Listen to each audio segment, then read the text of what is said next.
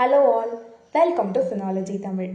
சென்னையில் ஒரு auto driver தினமும் வெறும் 100 ரூபாய் மட்டும் சேவ் பண்ணி 5 வருஷத்தில் 10 லட்சத்தை சேர்த்துருக்காங்க. இது ஒரு மூவி ஸ்டோரிலாம் கிடையாது, ரியல் லைஃப் இன்ஸ்பயர்ட் ஸ்டோரி. இவங்க கிட்ட MBA குவாலிஃபிகேஷனும் கிடையாது, ஃபினான்ஷியல் அட்வைசரும் கிடையாது.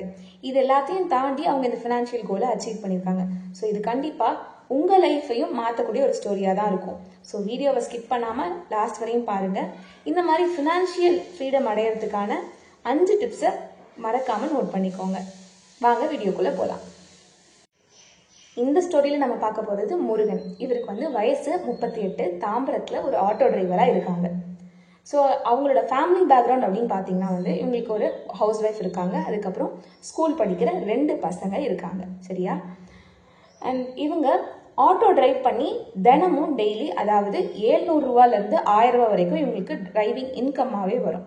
ஸோ அந்த இன்கம் அவங்க அன்னன்னைக்குள்ள நீரை மட்டும் தான் சாட்டிஸ்ஃபை பண்ணுவாங்க. ஸோ இவங்களுக்கு எதிர்பாராத விதமாக ஒரு மெடிக்கல் எமர்ஜென்சி ஏற்படுது.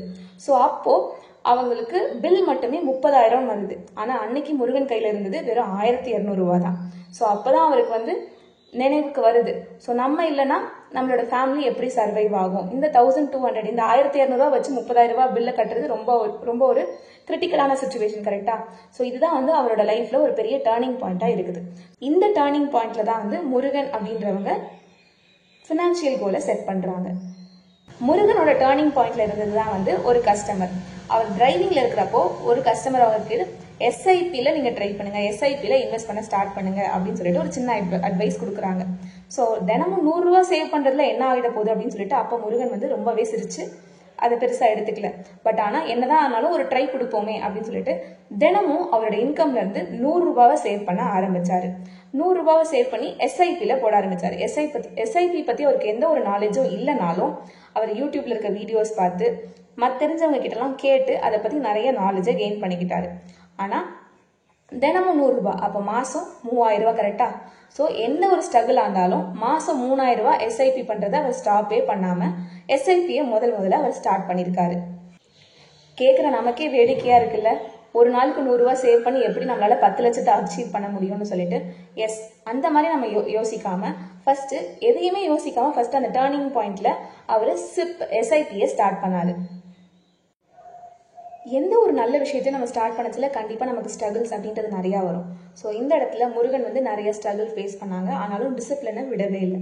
ஸோ எப்படின்னு பார்த்தீங்கன்னா அவரோட மாத வருமானம் அப்படின்னு பார்த்தீங்கன்னா ஒரு நாளுக்கு 1000 ரூபான்னு வச்சுக்கோங்களேன். மாத வருமானம் ஒரு நாளுக்கு 1000 ரூபானா அப்போ மாதத்துக்கு எவ்வளவா இருக்கும்? கண்டிப்பாக 30,000 ரூபாய் இருக்கும். அந்த 30,000 ரூபாயில் அவர் 3000 ரூபாய் SIPல போடுறாங்க. ஸோ மீதி அதே மாதிரி என்ன ஒரு 3000 ரூபாவை FDல போடுறாங்க. FDனா ஃபிக்ஸட் டெபாசிட் நம்ம பேங்க்லயே அவைலபிளா இருக்கு. ஸோ அண்ட் மீதி என்ன இன்னும் இருக்கிற 4000 ரூபாயில அவர் கோல்ட்ல இன்வெஸ்ட் பண்றாரு. இந்த மாதிரி அவரோட மாச வருமானத்துல 10,000 அவர் சேவிங்ல இன்வெஸ்ட் பண்றாரு, மீதி 20,000 வச்சு ஃபேமிலியை ரன் பண்றாரு. இப்படி அவராவே ஸ்பிளிட் பண்ணி அந்த ஸ்ட்ரகிளையும் அவர் ஃபேஸ் பண்றாரு. சேவிங் அப்படின்னு வரச்சில கண்டிப்பா பார்ட்னரோட சப்போர்ட் அப்படின்றது வேணும். ஸோ இந்த இடத்துல முருகன் அப்படின்றவங்களோட வைஃப் நல்லாவே சப்போர்ட் பண்ணாங்க, அண்ட் ஆல்சோ பசங்களும் நல்லா சப்போர்ட் பண்ணாங்க. அண்ட் எந்த ஒரு கிரிட்டிக்கல் சுச்சுவேஷன்லையும் அவங்க SIPயை ஸ்டாப் பண்ணவே இல்லை. SIP ஆகட்டும், FD ஆகட்டும், கோல்ட்ல இன்வெஸ்ட் பண்றதாகட்டும், இது எதையுமே ஸ்டாப் பண்ணாமலே கண்டினியூஸா பண்ணிட்டு இருந்தாரு. இவர் ஸ்டார்ட் பண்ண இந்த இன்வெஸ்ட்மெண்ட் 100 ரூபாய் இன்வெஸ்ட்மெண்ட் அவருக்கு ஒரு பெரிய ஹோப் கொடுத்தது. ஸோ ஃபேமிலியில என்ன ஒரு ஸ்ட்ரகிள் வந்தாலும் அவர் SIPயை ஸ்டாப்பே பண்ணல. அண்ட் நாளுக்கு நாள் ஹோப் அதிகமாக அவர் இன்னும் அதிகமாகவே ஏர்ன் பண்ணி அதிகமாகவே அவர் SIPல, FDல, கோல்ட்லன்னு சொல்லிட்டு போட ஆரம்பிச்சாரு. At the end of 5th year, so 5 வருஷம் முடிஞ்சதுக்கு அப்புறம் அவரோட இன்வெஸ்ட்மெண்ட் அப்படின்றது எப்படி வளர்ந்துருக்குன்னு பார்த்தீங்கன்னா, மியூச்சுவல் ஃபண்ட்ல அவர் இன்வெஸ்ட் பண்ணியிருக்காரு SIP. கரெக்டா? ஸோ அவர் இன்வெஸ்ட் பண்ணல மாசம் 3000 அப்படின்ற இன்வெஸ்ட்மெண்ட் 5 வருஷத்துல நியர்லி 6.5 லேக்கா வந்திருக்கு. அண்ட் அதையும் தாண்டி FDல இன்வெஸ்ட் பண்றது 1.3 லேக் கிட்ட வந்திருக்கு. அண்ட் கோல்ட்ல 2.2 லேக். ஸோ அவர் ரொம்ப டைவர்சிஃபைடா எல்லாத்துலயும் இன்வெஸ்ட் பண்ணி வச்சிருந்தாரு. ஸோ இது எல்லாத்தையும் சேர்த்து டோட்டலா அவர்கிட்ட at the end of 5th year 10 lakh வந்துச்சு. இப்போ இவர் இன்வெஸ்ட்மெண்ட்டோட இம்பார்ட்டன்ஸை புரிஞ்சுக்கிட்டாரு. இதுக்கப்புறமும் அவர் இன்வெஸ்ட்மெண்ட்டை ஸ்டாப் பண்ண போறது கிடையாது. அண்ட் அதையும் தாண்டி அவரோட கிட்ஸ் எஜுகேஷனுக்கான ஃபண்டும் ரெடியா இருக்கு. எமர்ஜென்சி ஃபண்டு குறிச்சும் அவருக்கு கவலையும் கிடையாது. ஸோ அவரோட லைஃப் ஃபுல்லாகவே இதுக்கப்புறம் செக்யூர்டாக அவர் ஃபீல் பண்ண ஆரம்பிச்சிட்டாரு.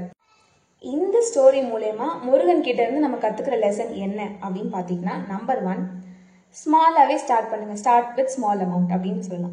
ஸோ ரொம்ப சின்ன அமௌண்ட்டாக கூட நம்ம ஸ்டார்ட் பண்ணலாம். அதாவது அவர் என்ன பண்ணாரு, தினமும் 100 ரூபா மட்டும்தான் சேவ் பண்ணணும் அப்படின்னு ஆரம்பிச்சாரு. பட் ஆனால் அவரோட ஃபைனல் இன்கம் அவுட்புட்னு பார்த்தீங்கன்னா நியர்லி 10 lakh கிட்ட வந்திருக்கு. ஸோ எவ்வளோ பெரிய அமௌண்ட்டோட ஸ்டார்ட் பண்ணுறதுலாம் முக்கியம் இல்லை கிடையாது. எவ்வளோ வேணால் சின்ன எவ்வளோ மினிமம் அமௌண்ட்லேருந்து ஸ்டார்ட் பண்ணாலே போதும். அண்ட் நம்பர் 2 பார்த்தீங்கன்னா பி கன்சிஸ்டன்ட். பி கன்சிஸ்டன்ட்னா வந்து விடாமல். அஃப்கோர்ஸ் எல்லாருக்குமே தேவைகள் அப்படின்றது வரும், எல்லாருக்குமே நீட்ஸ் நிறையாவே இருக்கும். ஸோ அது எல்லாத்தையும் தாண்டி கன்சிஸ்டண்ட்டாக இருக்கணும். இது வந்து ஒரு டிசிப்ளின்ட் ஆக்டிவிட்டி, சரியா? ஸோ கன்சிஸ்டண்ட்டாக நம்ம அந்த எஸ்ஐபி ஒன்று ஸ்டார்ட் பண்ணுறோமா, இத்தனை வருஷம் பிளான் பண்ணுறோமா, அது பாதியிலே ட்ராப் அவுட் பண்ணாமல் நம்ம எந்த பிளானுக்காக நம்ம அந்த எஸ்ஐபியை ஸ்டார்ட் பண்ணோமோ அதை அச்சீவ் பண்ணுற வரைக்கும் கன்சிஸ்டண்ட்டாக இருக்கணும். ஸோ கன்சிஸ்டன்சி தான் வந்து இந்த ஃபினான்ஷியல் இதை வந்து அச்சீவ் பண்ணுறதுக்கான கீ அப்படின்னு நம்ம சொல்லலாம். அண்ட் நம்பர் 3 பார்த்தீங்கன்னா வந்து நல்ல நேரத்துக்காக வெயிட் பண்ணாதீங்க. நல்ல வெயிட்டிங் ஃபார் ரைட் டைம் அப்படின்னு சொல்லிட்டு ரைட் டைம் அப்படின்னு ஒன்று கிடையவே கிடையாது. நம்ம எப்போ ஸ்டார்ட் பண்ணுறோமோ அதுதான் பர்ஃபெக்ட் டைம் அப்படின்னு நம்ம சொல்லலாம். ஸோ நல்ல நேரம் இன்னைக்கு தான், நெக்ஸ்ட் மந்த் ஆரம்பிக்கலாம், அடுத்த மாதம் ஆரம்பிக்கலாம், அடுத்த மாதம் இந்த லோன் முடிஞ்சதுக்கப்புறம் ஆரம்பிக்கலாம்னு சொல்லிட்டு நீங்கள் வந்து போஸ்ட்பான் பண்ணிகிட்டே இருக்கக்கூடாது. ஸோ எப்போவுமே now is the right time to start அப்படின்னு சொல்லிட்டு எஸ்ஐபியை எவ்வளோக்கு எவ்வளோ ஏர்லியாக ஆரம்பிக்க முடியுமோ அவ்வளோக்கு அவ்வளோ ஏர்லியாக ஆரம்பிச்சிருங்க. அண்ட் நம்பர் 4 எடுத்துக்கிட்டிங்கன்னா வந்து ஃபேமிலி சப்போர்ட் கண்டிப்பாக வேணும். ஸோ அஃப்கோர்ஸ் அவங்க வந்து ஒரு ஃபேமிலி மேனாக இருந்தாங்க. ஸோ ஃபேமிலி மேனாக இருக்கிறதுல பார்ட்னரோட சப்போர்ட் வேணும். ஸோ இத்தனை நாள் 30,000 கொடுத்துட்டு இருந்தவங்க இப்போ சடனாக 20,000 குறைச்சிருக்காங்க. ஸோ அதை வச்சு அவங்க மேனேஜ் பண்ணவும் ரெடியாக இருக்கணும். அவங்க சப்போர்ட்டாக இருந்தால் தான் இவங்களால ஸ்ட்ரெஸ் இல்லாமல் ஒர்க் பண்ண முடியும். அண்ட் ஆல்சோ இவங்களோட இன்வெஸ்ட்மெண்ட்டை இவங்க ஸ்டார்ட் பண்ண முடியும். ஸோ வந்து ஃபேமிலியோட சப்போர்ட் அப்படின்றது ரொம்ப முக்கியம். அதில் பார்ட்னரோட சப்போர்ட் ரொம்ப ரொம்ப முக்கியம். ஸோ அது வந்து கரெக்டாக இருக்கா நீங்கள் கண்டிப்பாக பார்த்துக்கணும். அண்ட் ஃபைனலி எஸ்ஐபி அப்படின்னு ஸ்டார்ட் பண்ணதுல வந்து நம்ம வெறும் எஸ்ஐபியில் மட்டும் அவர் இன்வெஸ்ட் பண்ணியிருந்தாருன்னு வச்சுக்கோங்களேன், கண்டிப்பாக அவர் வந்து 6.5 lakh தான் வந்திருப்பாரு. இதே இவர் வந்து மிக்ஸ்டு இன்வெஸ்ட்மெண்ட்ல இன்வெஸ்ட் பண்ணியிருந்தாரு. அதாவது கோல்டுலையும் பண்ணியிருந்தாங்க, எஃப்டிலையும் பண்ணியிருந்தாங்க, மியூச்சுவல் ஃபண்ட்லையும் பண்ணியிருந்தாங்க. ஸோ நமக்கு வாய்ப்பு கிடைச்சதுன்னா நம்ம ஸ்டாக்ஸ் கூட வாங்கலாம். அந்த மாதிரி மற்ற இன்வெஸ்ட்மெண்ட் ஸ்டாக் மார்க்கெட்லேயும் நம்ம இன்வெஸ்ட் பண்ணலாம். ஸோ மிக்சட் இன்வெஸ்ட்மெண்ட் தான் வந்து நமக்கு வந்து ஒரு நல்ல ஒரு ரீச்சை கொடுக்கும். நம்மளோட ஃபினான்ஷியல் கோல்ஸை நம்மளால ஈஸியாக அச்சீவ் பண்ண முடியும். ஸோ இந்த 5 பாயிண்ட்ஸை மறக்காமல் ஞாபகம் வச்சுக்கோங்க. சீக்கிரம் எவ்வளோ ஸ்மாலாக ஸ்டார்ட் பண்ண முடியுமோ ஸ்டார்ட் பண்ணுங்க. ரொம்ப கன்சிஸ்டண்ட்டாக இருக்கணும், விடாமல் போட்டுகிட்டே இருக்கணும், சரியா? அண்ட் நம்மளுக்கு பார்ட்னரோட சப்போர்ட் அப்படின்றது ரொம்ப ரொம்ப முக்கியம். அண்ட் அதையும் தாண்டி மிக்சட் இன்வெஸ்ட்மெண்ட்டாக இருக்கணும். நல்லா மிக்ஸ்டாக எல்லாத்துலேயும் FD, RD, gold, mutual fund சொல்லிட்டு எல்லாத்துலேயும் இருந்ததுன்னா நம்ம ஈஸியாக ஃபினான்ஷியல் கோலை வந்து நம்மளால் அச்சீவ் பண்ண முடியும்.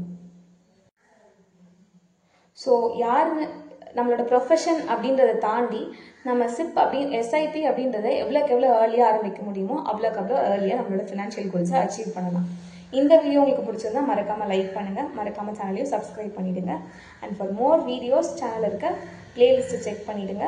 அண்ட் தேங்க்ஸ் ஃபார் வாட்சிங்.